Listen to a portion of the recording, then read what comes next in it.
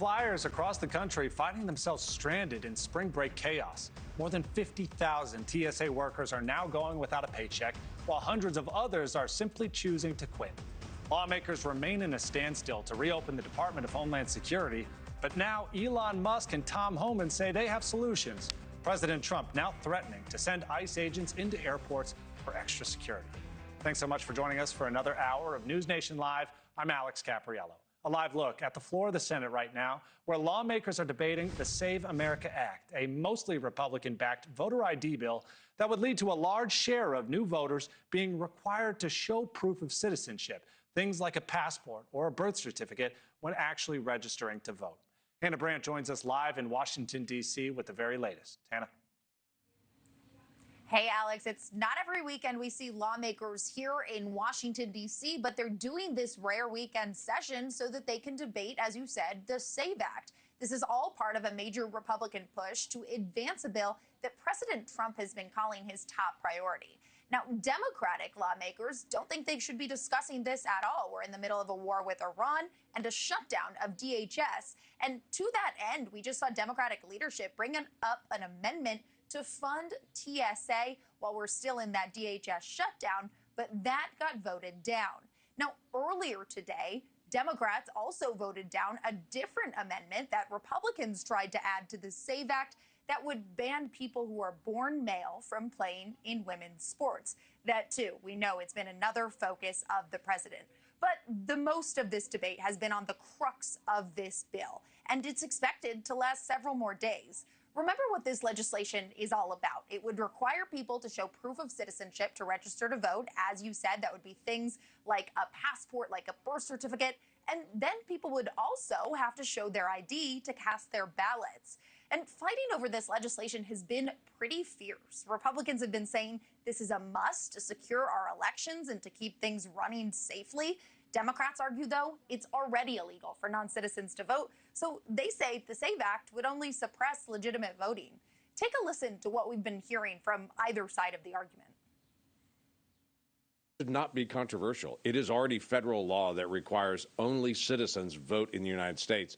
We trust that they sign up as only citizens, but we're not verifying, except in a few states.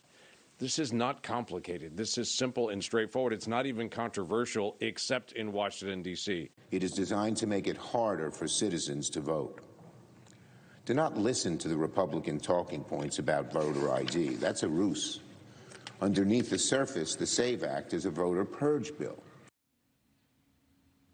One of the reasons lawmakers are here over the weekend to focus on this is because President Trump has been putting pressure on the Senate to pass the SAVE Act.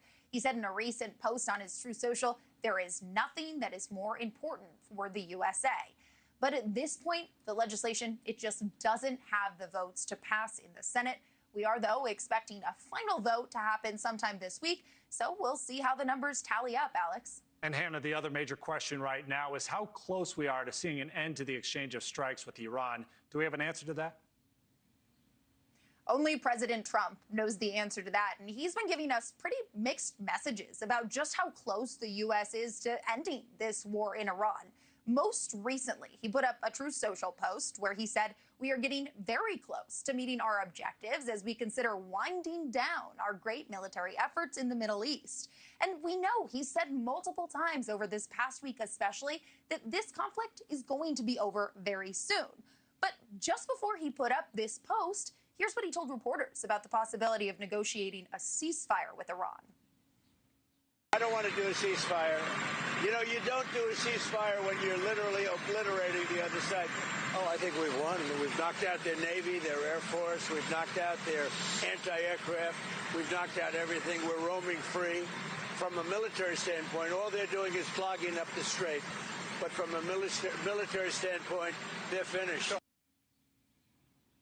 So a lot of questions remain about the exact timeline here. And in another signal of where this conflict may be headed, the U.S. is continuing to build up its military presence in the region. The Pentagon just sent another massive deployment of Marines to the Middle East, which adds to the nearly 50,000 U.S. troops that are already in place in the region. And the USS Boxer is also on the way. And one of the top concerns at this point is really that standstill that we've been seeing in the Strait of Hormuz that's causing surging oil prices here in the U.S. and globally. President Trump has been intensely focused on that, but he said just last night other nations are going to have to police the strait, especially after this operation in Iran finishes. Though he did add the U.S. will help with that effort if asked. Alex? Thank you for watching. Subscribe below and download our NewsNation app right now on your phone, and you will get fact-based, unbiased news for all Americans.